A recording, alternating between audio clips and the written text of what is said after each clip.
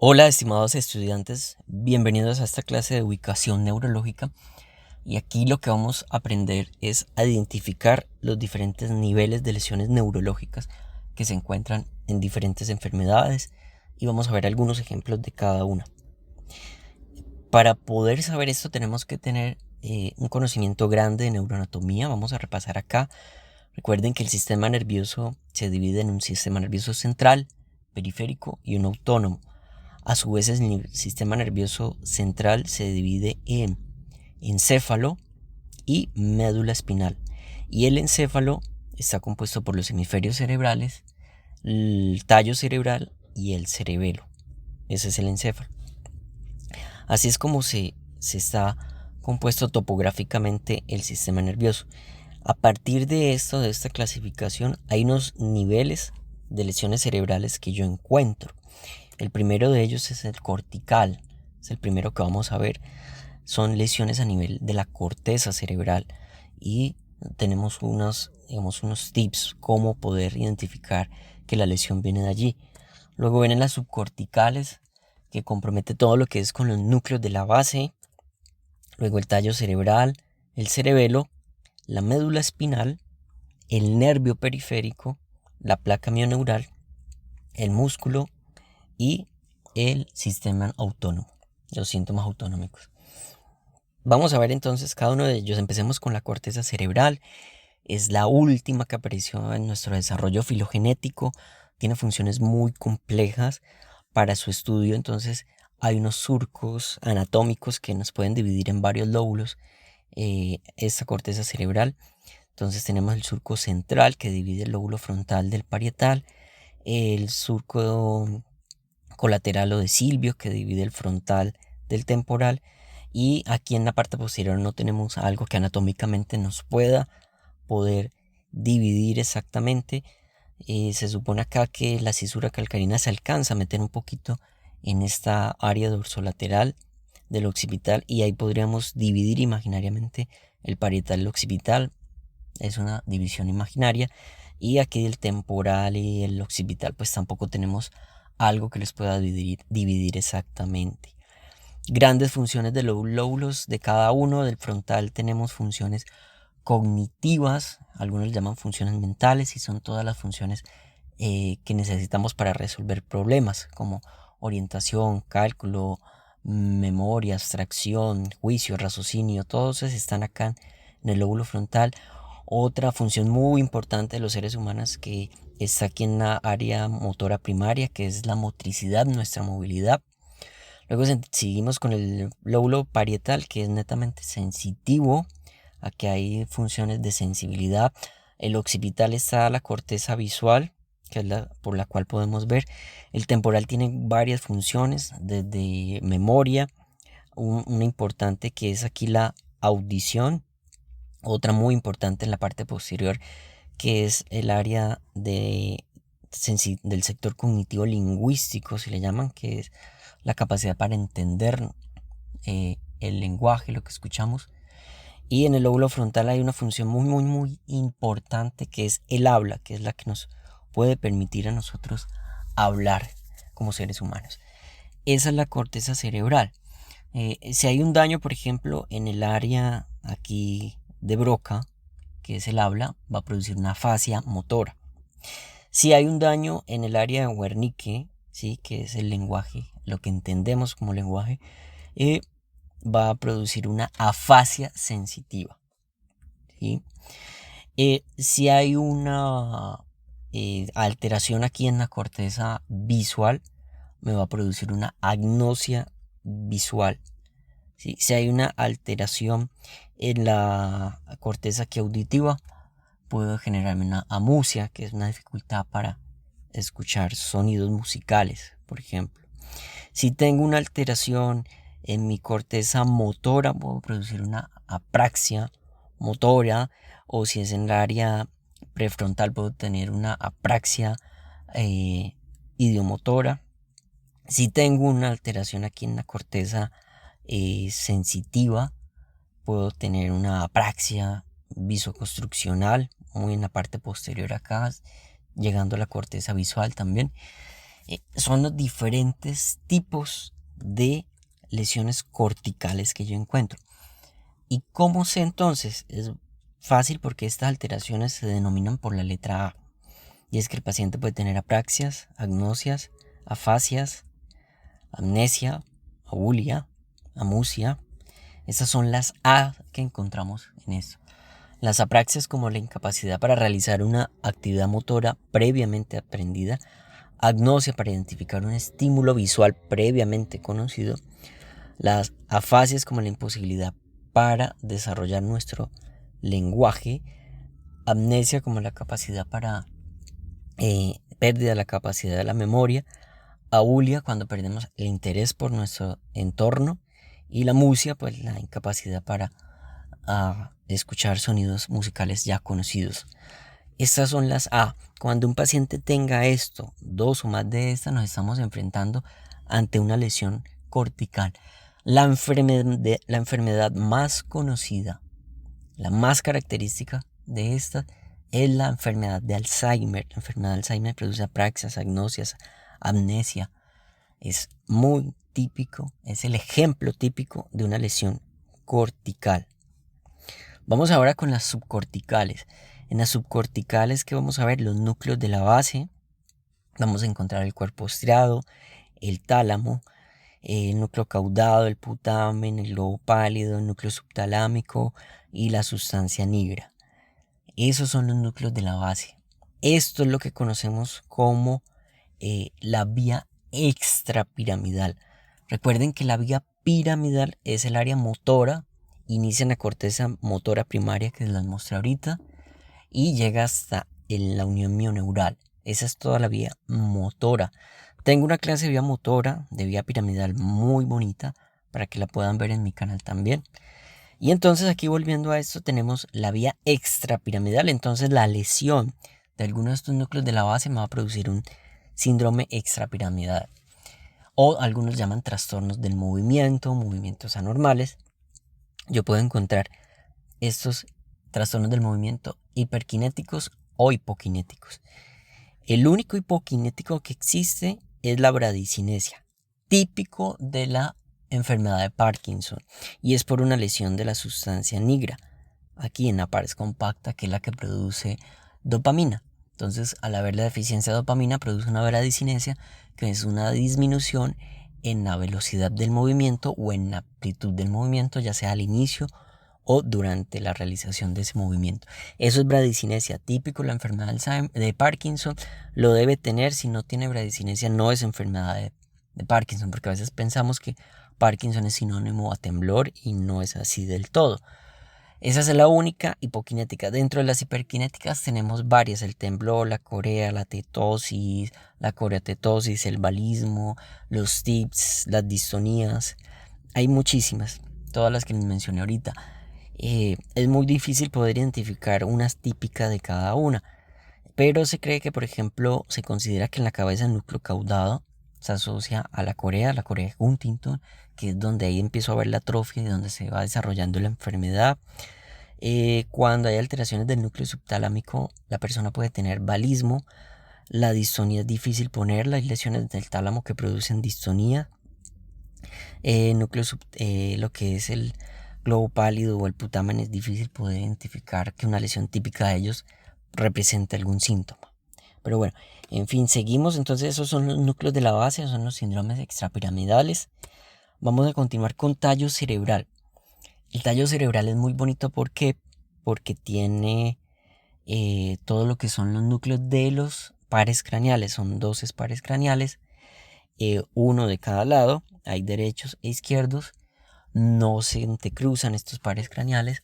Por lo tanto, si hay una lesión del lado izquierdo, la manifestación es del lado izquierdo. Por ejemplo, si yo tengo una lesión aquí del núcleo del trigémino del lado izquierdo, pues va a tener una alteración sensitiva al lado izquierdo de la cara. Si tengo una lesión del facial, por ejemplo, del lado izquierdo, va a tener una parálisis facial del lado izquierdo de la cara, ¿sí? Y el tallo cerebral, cuando se lesiona, va a producir algo que llama un síndrome cruzado. ¿Qué es un síndrome cruzado? Hay que tener en cuenta lo siguiente: existen las vías largas. Las vías largas son las vías motoras y sensitivas. Ya les mencioné ahorita lo que es la vía piramidal o la vía motora. Esa es una, y la otra es la vía sensitiva, que nace desde los receptores sensitivos en la piel y va hasta la corteza sensitiva del parietal. Esa es toda la vía sensitiva. Son vías muy largas. ¿Qué pasa con ellas? Ellas se van a entrecruzar, ¿sí? La vía motora se entrecruza aquí en el bulbo raquídeo, en la parte inferior, en las olivas vulvares se entrecruzan. Entonces por aquí va pasando, por ejemplo, el lado izquierdo va pasando por todo esto y aquí se va a cruzar. En la médula espinal, la vía sensitiva se va a entrecruzar también. Entonces, un síndrome cruzado, que es que yo encuentro lesión del núcleo del par craneal ipsilateral, o sea, del mismo lado de la lesión, y voy a encontrar manifestaciones de vías largas contralaterales a la lesión.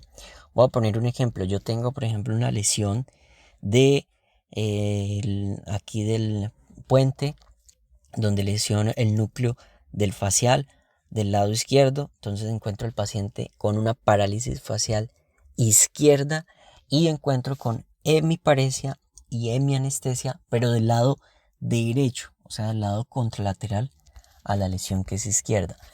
Eso es un síndrome cruzado y es típico del tallo cerebral. Seguimos con cerebelo. El cerebelo da muchas manifestaciones. Yo puedo tener manifestaciones difusas, o sea, que comprometen todo el cerebelo, o unilaterales, que comprometen un solo lóbulo cerebeloso. Si compromete un solo lóbulo cerebeloso, voy a encontrar dismetría y disdiadococinesia. Entendiendo la dismetría como la dificultad que tiene la persona para llegar del punto A al punto B con una extremidad, ya sea con la mano o con el pie. Y disdiadococinesia cuando tengo dificultad para hacer movimientos repetitivos alternantes. Esa es la dismetría y la voy a encontrar ipsilateral a la lesión, o sea, del mismo lado. Si tengo una lesión cerebelosa, por ejemplo, derecha, voy a encontrar en el paciente dismetría y disdiadococinesia del lado derecho. Ahora, si la lesión es difusa, compromete ambos hemisferios, pasa a la línea media, voy a encontrar ataxia, especialmente una ataxia troncular, o sea, de mi tronco, la hipotonía, habla escándida, que es como un habla de la persona que está con intoxicación etílica aguda, y unos reflejos pendulares. Cuando yo le tomo los reflejos a una persona, normalmente oscila unas máximas 3 veces y se queda quieta la extremidad, pero cuando la persona tiene lesiones cerebelosas, queda moviéndose por más tiempo esa extremidad, especialmente las extremidades inferiores, cuando saco el reflejo rotuliano. Así es el cerebelo. Seguimos con la médula espinal. Hay síndromes medulares o mielopatías, hay muchos. Síndromes medulares anteriores, posteriores, laterales, centrales, centrolaterales, bueno, muchísimo.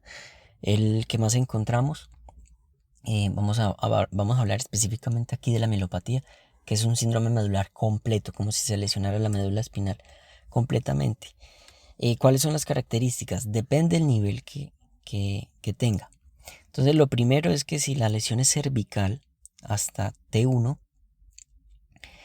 voy a encontrar al paciente con una cuadriplegia o una tetraplegia, ¿sí? O cuadriparesia, cualquiera de esas.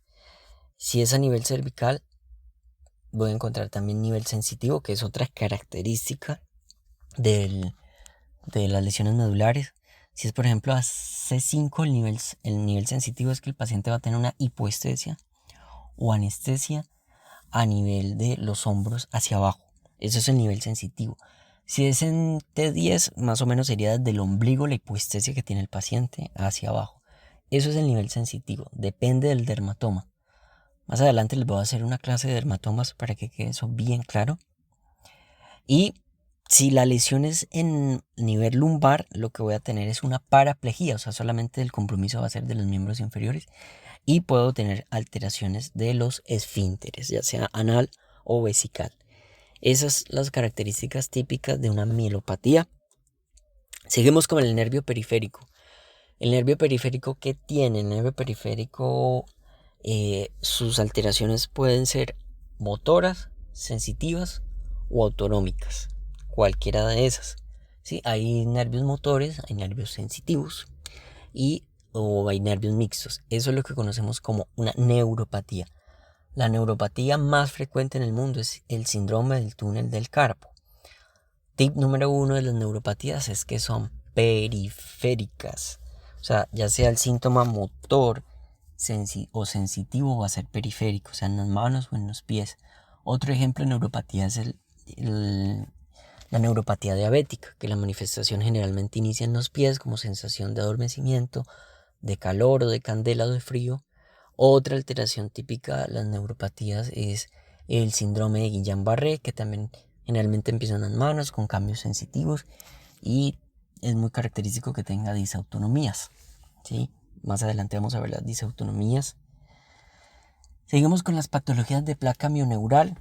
En las patologías de placa mioneural, que es la unión entre el nervio periférico y el músculo, solamente vamos a encontrar dos patologías: la miastenia gravis y el síndrome de Eaton-Lambert. Característico de las dos es que hay una fluctuación, la queja es netamente motora. Si ustedes están pensando en miastenia gravis o síndrome de Eaton-Lambert, la queja es motora, no debe haber queja sensitiva, netamente motora. Lo sensitivo quedó hasta el nervio periférico. Les dejo como tarea averiguar sobre estas dos patologías. Es fluctuante, la debilidad motora no se mantiene igual durante todo el día, mejora y empeora durante algunos momentos del día. Seguimos con las miopatías, o sea, las lesiones de músculo. Aquí la queja va a ser motora, debilidad. ¿Y la debilidad cuál va a ser? Va a ser proximal. ¿Por qué? Porque la mayoría de miopatías comprometen músculos o de la cintura escapular o de la cintura pélvica, cualquiera de esas dos. La única miopatía que produce y que compromete al inicio de la patología músculos distales es la miositis por cuerpos de inclusión. El resto son proximales, debilidad proximal, como lo vimos. Y las autonómicas. ¿Qué vemos en las autonómicas entonces? La única patología autonómica primaria que solamente compromete el sistema nervioso autónomo va a ser la disautonomía familiar. Es una patología muy rara, es fatal, es casi incompatible con la vida. Difícil de ver un caso, es extremadamente rara, es una enfermedad por fortuna es huérfana. El resto de autonomías yo las encuentro en patologías ya establecidas, pueden ser neurológicas o no neurológicas. Por ejemplo, una no neurológica es en la diabetes mellitus, yo puedo encontrar una neuropatía autonómica, o enfermedades neurológicas como la enfermedad Parkinson, que yo puedo encontrar síntomas autonómicos que pueden comprometer grandes órganos muy importantes, las pupilas, pueden haber dilatación o pupilar o constricción pupilar, por ejemplo, en las crisis epilépticas el paciente, y es muy típico identificar y para saber si un paciente está con crisis epiléptica es que hay una dilatación, que hay midriasis. Pueden haber cambios en la constricción, en la secreción pulmonares, pueden haber bradicardias, taquicardias, pueden haber hipertensión, hipotensión. Por ejemplo, en el Guillain-Barré yo encuentro episodios de hipertensión en el paciente que dura por pocos minutos. Acuerden que los síntomas autonómicos son breves, autolimitados, de corta duración. No es que permanentemente está con esos síntomas. A nivel intestinal, pues pueden encontrar también que tenga el paciente estreñimiento o episodios de diarrea. A nivel de los genitales o genitourinario pueden haber disfunción eréctil, por ejemplo. Ese es otro síntoma típico de la neuropatía diabética, de la neuropatía autonómica diabética, puede ser la disfunción eréctil. Y bueno, esos son los síntomas autonómicos, no son específicos de algún nivel. Lo traigo acá porque quiero aclararles que no me dice un nivel cerebral específico los síntomas autonómicos. Eso era lo que yo traía hoy para ubicación neurológica. Espero les haya gustado, es un tema muy bonito. Cualquier duda me pueden escribir, me pueden seguir en redes sociales, Instagram, Facebook, YouTube como @Dr. Bello. No olviden darle like al video y compartirlo para seguir haciendo muchos más videos. Si quieren otro tema, porfa me escriben en los comentarios qué otro tema quieren que hablemos. Muchas gracias a todos por verlo.